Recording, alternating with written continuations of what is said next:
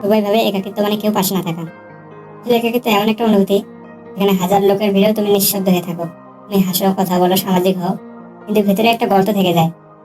আজ আমি সেই ছেলের কথা বলবো, যে ছিল সবার মাঝে, ও নিজের মধ্যে গুম হয়ে গেছিল।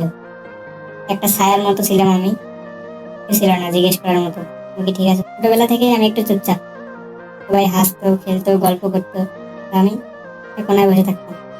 আমার কোনো অভিযোগ ছিল না, কারণ আমি তখন বুঝতাম না যে একা থাকার মানে কি। বয়স বাড়লো, ক্লাসে সবাই দলে দলে বন্ধু বানালো, ফোন করলো, আর আমি সেই একলা রয়ে গেলাম। সবচেয়ে ভালো বন্ধু ছিল আমার একটা ডায়েরি, এখানে আমি আমার মনের কথা লিখতাম। আজ আমাকে কেউ ডাকেনি, তো আমি হেসেছি, আমার কথা লিখতাম সেইখানে। ভাবো তো ভাই, যে মনের কথা যখন কাউকে বলা যায় না, তখন সেই মনের ভেতরটা কিন্তু ধীরে ধীরে মরে যায়। তেমনটাই হয়েছিল আমার সাথে সেই সময়। বন্ধুরা ছিল আমার আশেপাশে, কিন্তু কেবল নামেই। তাদের হাসিতে, গল্পে আমার কোনো জায়গা ছিল না। থাকতাম, তারা হাসতো, তো আমার কথা শোনার মতো কেউ ছিল না।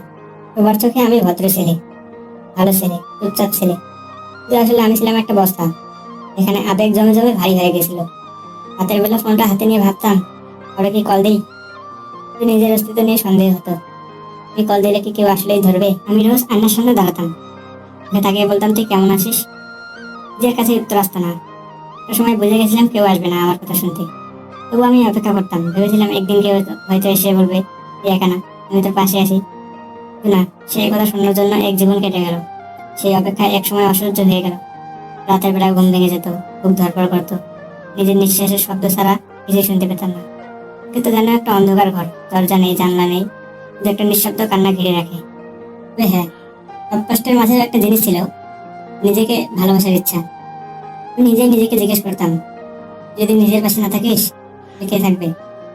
দিন সকালে উঠে নিজেকে বললাম, আজ আর কোনো দুঃখে ডুবে থাকবো না।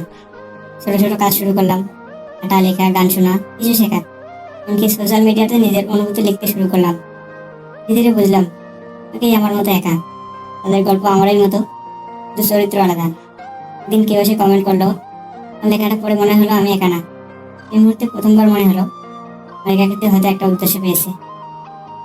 একাকিত্ব সবার জীবনে আসে, কোনো সেটা আমাদের গলা চেপে ধরে, কোনো সেটা আমাদের নতুন পথ খুঁজে দেয়। আমি একা ছিলাম, তো একা থেকে শিখেছি নিজের পাশে কিভাবে নিজেকে দাঁড়াতে হয়। তুমি যদি এখন একা থাকো, একটা কথা মনে রাখো, তোমার সঙ্গী হবে তুমি নিজেই। কাঁদতে পারো, ভাঙতে পারো, কিন্তু হার মানবে না। কারণ একাকিত্ব কোনো অভিশাপ না, এটা একটা পরীক্ষা। যদি পারো এটা পার হতে, তাহলে এই দুনিয়ার কেউ তোমাকে ভাঙতে পারবে না। আজ আমি দাঁড়িয়েছি এক নতুন আমি হয়ে, জানি একা থাকার মানে দুর্বলতা না, একা থাকা মানে নিজের আত্মাকে খুঁজে পাওয়া।